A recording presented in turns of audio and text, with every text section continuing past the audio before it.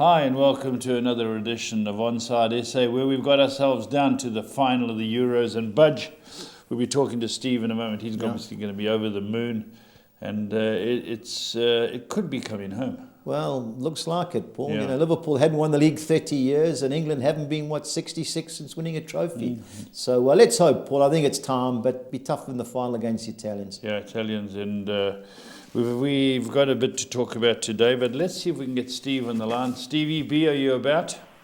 I'm here. Good morning. Morning, Steve. Here. How are you, Steve? You're a bit feeling a bit chuffed? Yeah, no, absolutely. Like everyone here, obviously thrilled with the result. Tense game. We never make it easy for ourselves, go behind. But ultimately, we did enough to win through. And it's, as I said, it's all about the result and getting through to the final for the first time in 55 years. Yeah, it's a long time, eh? Steve, did the press give Kasper Schmeichel any stick afterwards, especially with his comment pre the game? I thought it was funny. Yeah, no, I think they saw the funny side of it. Yeah, So, I'm glad. And look, to be fair, he's very much an Anglophile as well. He spent most of his life living here. Growing up with when his dad was at United, and obviously playing for many years here. So and to be fair to him, he had a really good game. Yeah, he did. So, apart from the penalty save, which on reflection, when you look at it. They seem to think he tried to catch it almost rather than just push it away, and it came back perfectly for Harry Kane. So, but it was it was all about the result. England, it was all about winning.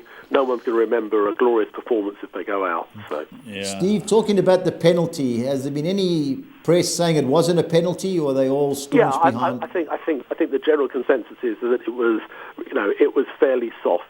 But it's interesting because I've been watching quite a lot of reruns on the news already this morning, and the Harry Kane one, it's interesting that those could have been given as well.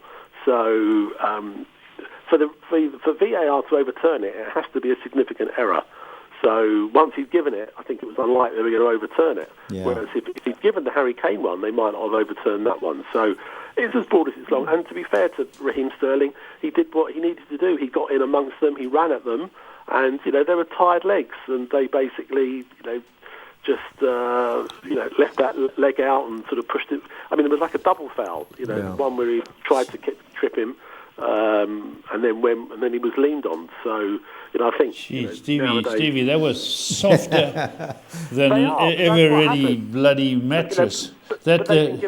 If I was VAR, I'd have turned it out immediately. So there's no clear-cut touch. Well, it has to be a significant error, and I think there was in my opinion, a significant error was the prick who blew the whistle and said it's a penalty. I couldn't believe every player said. But as I say, you earn your luck. They were the better side, England. But at the end of the day, these little controversies, we try and hope to get away from them with VAR. Yeah. And it's when's the last time we had a VAR decision turned? As you say, Steve, it's got to be clear-cut. But that's why they're there. Otherwise, the refs should just make his decision. And every time they go there, let's confirm it. No, it stands. It's good. I was rooting for them. So if they weren't sure, they could have said to the referee, "Have a look at the monitor." Yeah. Do you need that? If I'm in a room and I look at the TV and Budge is reffing, and Budge gets a penalty, I look, hey, there's no touch, there's no penalty. Why was Budge going? I'm there to confirm the decision. Especially from all the angles. Yes. I've got all the angles in front of me. I can do it at any speed I like. And you got to get it right. And so you know what it's like, Steve. People bet on these games. There's millions and billions going on. So, and the decisions have to be right. At the end of the day, they found a way to do it. Yeah. They had their chances. They had a lot of the game. Denmark were tiring. I think Denmark would have bitten your hand off to take it to penalties when it got to extra time. Yeah. That first 15 minutes of the first half of extra time, Denmark was hard to get out of their half. So I thought England were the better side. I've no doubt they played some good football. Maguire was always a threat on the set pieces and corners. An interesting stat there, Budge. I don't know if you know that. The father and son, Schmeichel, 200 games between them for Denmark. That's a lot of games. A lot of games. Hey, Steve, it's a lot of games, eh? Yeah, no, incredible. I mean, it's very rare that a child would follow in their father's footsteps and be as good as them or close. And Casper is, is maybe, I don't know if he's as good as his father, but he's not far off. So Peter must have married a jockey when you see how small he is compared to Peter. Peter's much bigger than him, eh? Yeah. Yeah, Steve, the other semi-final was Italy-Spain. I thought the Spanish were unlucky. How did you see it? Yeah, I thought that the Spain played really well, probably their best performance. Yes. But I think ultimately what did for them, apart from the Morata goal, which he took well, their finishing was really poor, as it had been in quite a few of the games. They just seemed to struggle. When they got the ball in the penalty area to create real quality openings. And Alafabal, I mean, had a couple of great chances. The header which he just had to touch in, and ultimately, Italy get their chance. The Chiesa took it fantastically, and when it went to penalties, I just had this feeling that Italy were going to do it. You just fancy them. They've been good. They've been good. I really like that character Cellini. Yeah. I loved his antics. He's laughing. He's hugging people. Oh, he's him and Benicio. I mean, between them, they're about 150, aren't they? I mean, it's incredible. But 36 and 34 years old. He's a character. And they don't have the pace anymore, but they've got that awareness. Yeah, they know what to do. England, Harry Kane will have a difficult time. England's got to be smart. They've got to play round them. You're not going to go through the middle of them. You've got to get behind them and turn them. That's how they got the first goal. England got behind them. Yeah, that's right. I tell you, sorry to interrupt you, Budge. We've got a lot of good young players, because even those guys on the bench are some very good English players. Just lacking a Gaza. I know they have not many Gazas, but Jack's probably closest. Well, it's interesting that he's sort of found what he considers to be his starting 11, and he hasn't really deviated too much. And you've got great young players. So someone like Jadon Sancho, who played the other day because Saka didn't play. You've got Bellingham has come on for a few minutes. Grealish really bit part. Foden, came on yesterday, but he hasn't really played that much. So Rashford. Rashford as well. I mean, these are players that in the past year or so you think could be starters. Some of them and change the game, but he seems to have a sort of a way of doing it. And again, a lot of people obviously criticised initially the fact that he's playing with two holding midfielders, with Calvin Phillips and Declan Rice, but they seem to be. It just seems to be it's not the most exciting. But it just seems to be working. So, I don't think he'll change it dramatically against Italy. But I think he does have that quality on the bench if he needs to bring on. Obviously, we don't want to be going behind to Italy, because they are masters at closing it. Steve, what always amazed me with all these analysts? Every one of them's been a failed manager.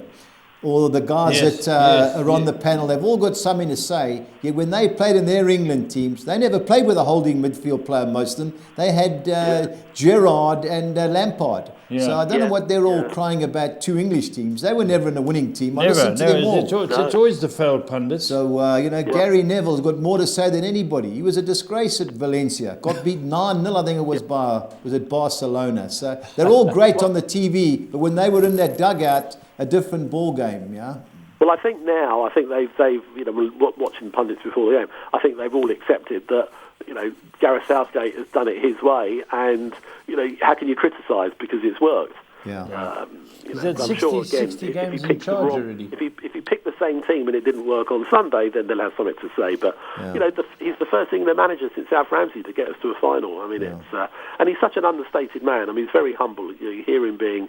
There's no arrogance about him. I think that's why he's really popular with everybody. Steve, a couple of questions on the competition. How come there's no third and fourth playoff? In fact, I'm pleased there isn't. I always find that's a complete waste of time. The teams don't want to be there. They're out the tournament. They want to go home. It's never more than like a glorified friendly. So, and I think maybe with COVID, I think they just play, trying to play less games than they have to, having crowds there unnecessarily. So, I think it's good. I think now that they're out, Denmark will go home, and the same as Spain probably already are home. Yeah, Steve, seeing it's the last week of the competition, who was your biggest disappointment, team-wise, obviously? Well, I think France probably overall. I mean, they started off. They had that win France. against Germany. France, You know, they did enough. But since then, and I think it was the Hungary game that really shook them. You just felt as if France thought they only had to turn up and win it, and actually Hungary gave them a really tough game, and that sort of I think that threw them a bit, and they were a bit hit and miss against Portugal, and then certainly in that Switzerland game was a night joke. You know, they played really poorly for an hour against Switzerland, but then got themselves back into a winning position, and then started playing as if they've won the tournament, and the Swiss just came at them, and in the end, I thought they thoroughly deserved it. So, for me, France totally agree. You know, World Cup winners with the quality of players they've got in their squad, but they didn't play particularly well as a team. No. And some of their individuals didn't fire. So, I think overall, probably the biggest disappointment. How do you think Wales and Scotland fared? Well, look, Wales got through to the knockout 16, stage. yeah. They played well. They were fortunate against Switzerland, but they played well against Turkey, and that was enough to take them through. They were second best. They didn't play particularly well against Denmark. And Scotland, well, look, it's almost as if they put everything into the game against England, but forgot that they're in a tournament and they needed to win a game, and they were second best against the Czechs and Croatia. Yeah. So, I think glorious failure for Scotland again. Yeah, England win it, Scotland draw. Everybody will be happy, especially north of the border. Now, if you had to have a bet, who would be the player of the tournament so far? What would your call be? It's a tricky one, really. Yeah, I mean, hard one. you have to look at the teams that have got to the final in a way. So, I guess from an Italian point of view, you've got players like Cellini who, 36 years old, he's got no right to still be playing this long. But for England, I think you've got to say Raheem Sterling. Yeah. I mean, he's come into the tournament really not on the back of a lot of form for City. He's not been first choice. And he scored England's first 3 goals.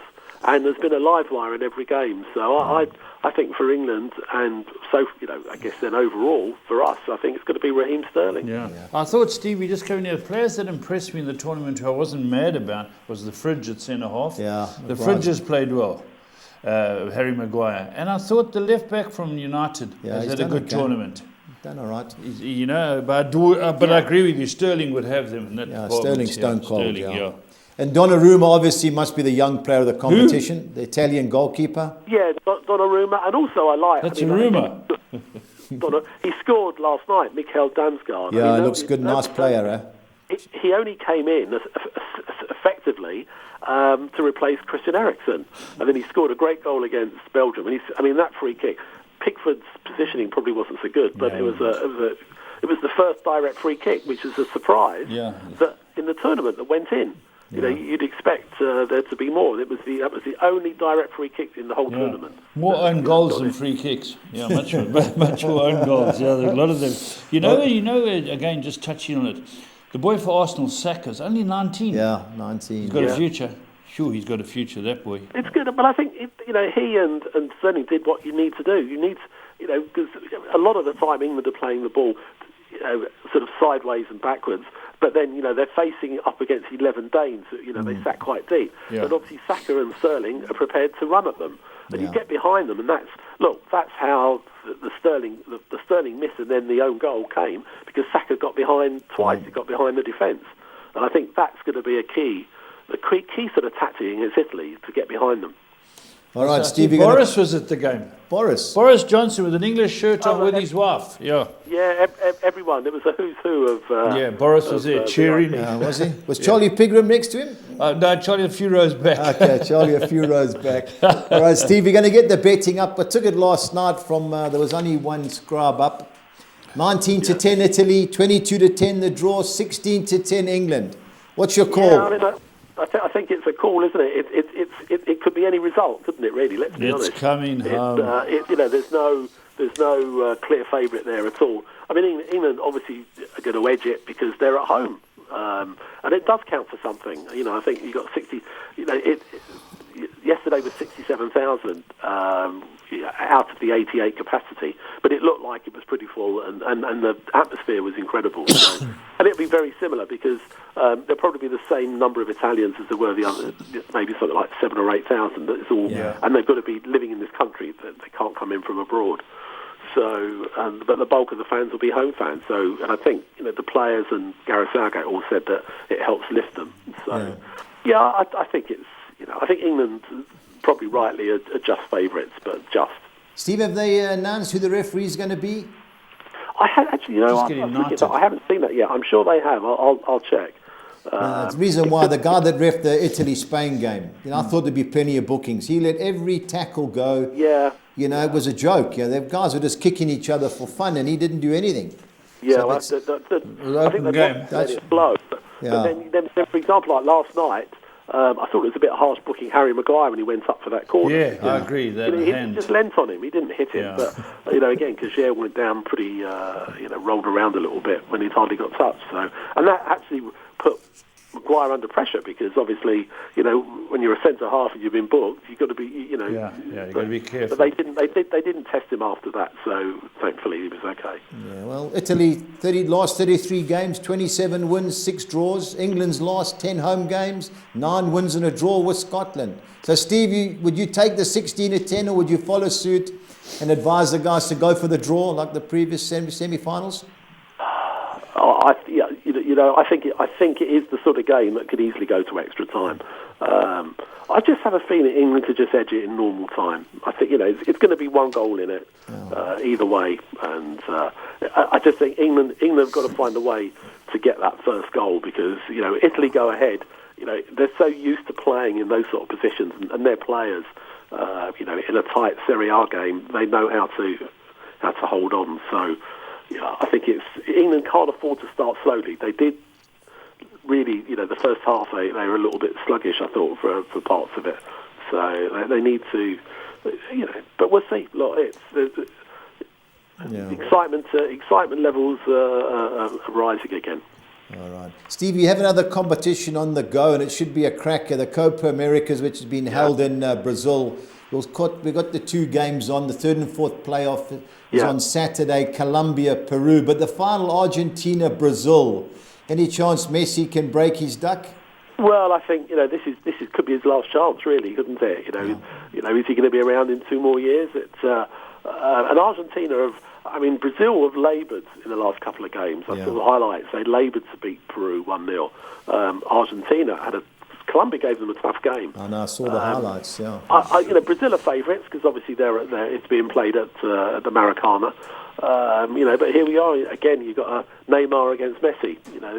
I think with the fact that the Euros is on, it's completely overshadowed, and the Copa America gets no coverage here at all. You have to hunt to find some highlights. Which is a shame because obviously Argentina Brazil is one of the world's biggest games. So I think I can see why Brazil are favourites, but I think sort of those odds are pretty good for Argentina. I think Neymar could be the trick. The funny thing is, there's 2 midfield players that play in England. Both fans don't rate them. Fred at Man United and Lo Celso. I don't even think he plays for Spurs, does he? Well, he's got a shirt on. He plays for Argentina. He's in the team. I can't believe it. The goalkeeper. He's lightweight, man. Aston Villa's goalkeeper was a hero. He saved the penalties, Martinez. So if Fred's in the midfield, but it'll be a tight game. I just think the Brazilians will edge it. They always seem to. The other game, Steve, Colombia, Peru. Yeah, I think that I would put Colombia definitely favourites.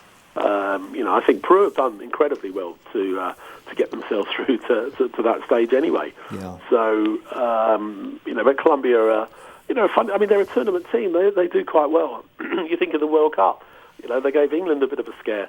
That's right. Was it Yerry Mina that missed the penalty, or was it Davison Sanchez? It was Yerry Mina, wasn't it? Yeah, Yerry Mina. Yeah, couldn't believe it. I think they've got players that we know, and they're. So I fancy Colombia to win that. And I think I can see why they're clear favourites for that. All right, now Steve, your best bet and value bet, please. Yeah, I'm going to go for Colombia as my best bet. Yeah, I thought so. Yeah. And the value bet, I'm going to go for Argentina. I think he said 26-10. Yeah. In a 2-horse race, these games are always close. Bit of Messi magic. Well, he's due, isn't he? Yeah. For a player who has been, arguably one of the 2 best players in the world in the last 10 years or so, to never having won a tournament with his country, I think that I think maybe he just he'll give it one last go. Yeah. I agree, but I think this is the weakest Argentina side he's ever played in when you look personnel-wise. But hopefully, I can try and sneak it on Facebook or watch it somewhere. Yeah, stream it. Yeah, see what Alrighty. And he's currently unattached. Yeah. His contract is up at Barcelona. Oh, I thought you meant he I was thought his married. wife, I thought his don't wife worry. had left him when you said he's unattached. Stevie, come on. No, but I mean, I think there's 90% certain that he's going to be signing again for Barcelona. No, they can't afford him. You know, Why not? It's like he's been there so long. You just think, does he actually need to try and reinvent himself somewhere else? Because he'll be put under a huge amount of pressure elsewhere. So He should come to England, yeah? I'd love him for anybody. I don't care if it's the bottom team. I'd love to see it. Too late in his career. Yeah. All right, let's move Steve, on. thank you very Stevie, much. Thanks very much, Pleasure. as normal. Thank you. Have the weekend. Have a good one. Well, let's hope it comes home. It's coming home. Thanks, Stevie. All right, Steve, take it Thank you, easy. Steve. Bye. Cheers. Bye-bye. Bye. CAF competition. But Yeah, Paul got to the final. They're playing it in Benin, West Africa. So Roger Casablanca, that's a team that stuck Pirates out. They've from Morocco. Yeah, Morocco. They've conceded 1 goal in their the last 10 games, Paul. But Kabali, they're not a bad side too. They've stuck some good sides Haven't out. lost in their last Algeria, 10. they haven't lost, Paul. I think this has got draw written all over it. It's in one of our bets. Okay. I don't think we'll watch it because we haven't got French television. I think they've got the rights to the CAF games. But I think Raja Casablanca, semi-final, they drew both games 0-0. So it'll be a tight game. They won on penalties, obviously, but had to have a bet. I'd back a team to win it, which would be Raja Casablanca. I think they were like 6-10 to win it. But draw for me, massive player in that game, Paul. All right, but let's move on to the Swedish. Yeah, Paul, it's a bit difficult. There are no leagues. The American League has stopped because they've got the Gold Cup, and the Olympics are coming up as well, the 23rd. So, we have to have a go, and Malmo should be too good for Sirius, but Malmo played in the Champions League. Can you believe that started last night, the first qualifying round? They won 1-0. I think Sirius will score, but Malmo 1-3. I think the betting gives it away. Now, ARK Stockholm, they don't get beat at home. They should be too good for Varberg. 7-10, I think, is a good bet. Hammarby Degerfors, this has got draw written all over it. Both teams on a good roll, but they've drawn more than they've lost. And likewise, Mjolby, Norrköping beat Malmo 3-2 at home last week, but away from home, the record isn't the best. So that game there, I think there'd be goals in it, Paul. 24-10 would be my play in that particular clash. Okay. A second page, Elfsborg, good things, Paul, 5-10. Örebro having a nightmare run. They've lost 6 out of 8. It's got to be Elfsborg. Ostersund's, that was Graham Potter from Brighton. That was his team. Is that right? They come up 3 divisions. He couldn't believe what he did, Paul. He made, when they had the meetings with the supporters, all the players, he forced them to be there. Yeah. Just to see where the fans come. And they went through several divisions, won the cup, and that's how he got the job at, I think he went to Swansea first, yeah. As far as his team goes, they've lost 5 out of 6. Gothenburg have drawn their last 4. So I think 23-10, the draw looks the right way. Now, Djurgården, they're going well. Playing a team, Halmstad, who've drawn 4 their last 6.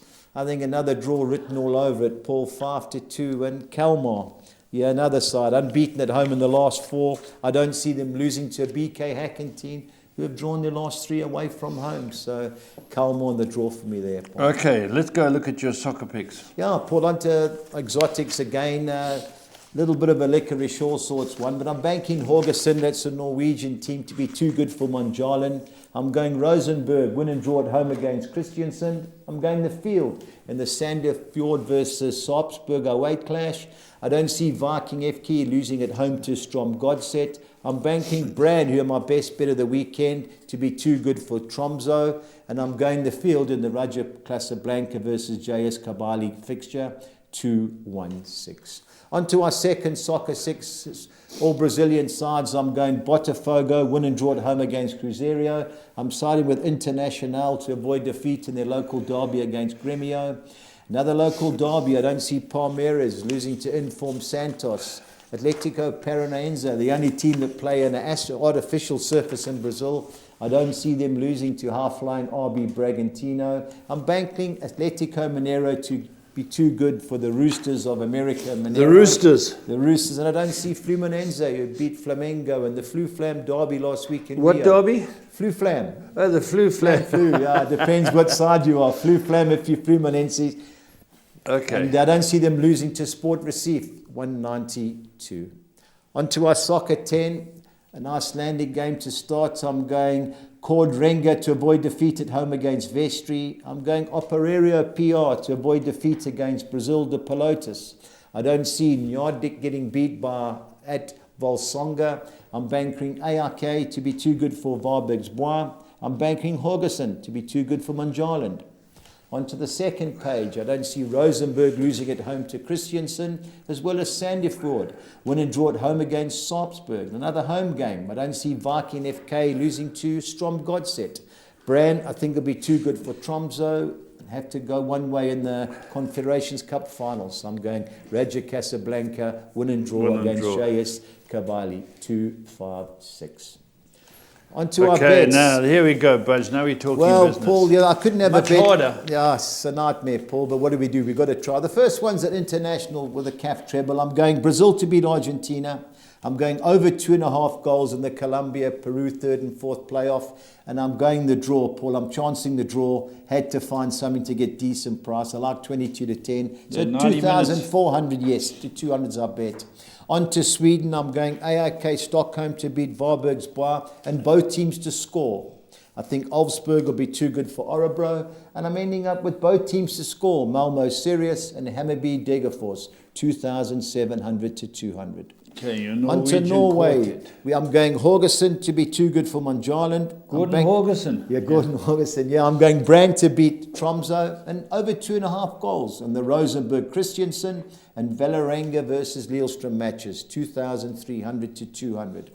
On to Brazil, where I'm going Atlético Mineiro to beat the Roosters of America Mineiro. I'm going Flamengo to be too good for Chapecoense to win by more than 1 goal. And going with both teams to score in the derbies, Grêmio Internacional and Palmeiras Santos, 2,300 to 200. Okay. Our team goals only. All these teams have to score over 1.5 goals. Minimum of 2. I'm going Brann, Rosenborg, Djurgården and Kalmar, 2,700 to 200. And our Collis King, 6 on Nexa. Collis King, what do you got? I'm going for ARK to beat Varbergsbois. I'm going Elfsberg to beat Örebro. Brann to be too good for Tromsø. I think Flamengo will beat Chapecoense. I'm going Atlético Mineiro to be too good for America Mineiro. And I'm going Canada to beat Martinique in the Gold Cup on Monday. Canada, 3,000 to 200, yeah. Be All right, amazed. Best left back in the world plays for Canada. Is that right, eh? Alfonso Davis, the Bayern Munich left back. Yes. He doesn't play left back for them. They put him in the middle of the park, but he plays for Canada. Great Couldn't player. believe it. So, Budge, what time's the final on Sunday? 9 o'clock. 9 o'clock, so it'll be big. Yeah. All right, Budge, that keeps us going roughly just a month or so till the Premier League starts again. I think the Charity Shield, I think, is on the 6th or the 7th. Yeah. And they're last back in one's training. standing. The Spurs boys, non-internationals, are back in training. Have to. Talking of Spurs, what's the story with Kane? Is he staying? Budge, I haven't a clue. Okay, I thought. Well, it'll all end up next week, won't it? Yeah, I haven't a clue. I really don't. I think know. he stays, Paul. If I had to have a bet. You know, he's looking at it. He's got records to break and things like that. He's got a situation where there's a new manager who might be better for him. I like Nuno, yeah. Yeah, me too. So that's the story. Let's hope for the best with my beloved Spurs. You know, I think it's England 55 years to get in the finals. Spurs on the same path. Gee. All right. Until next time, stay on side.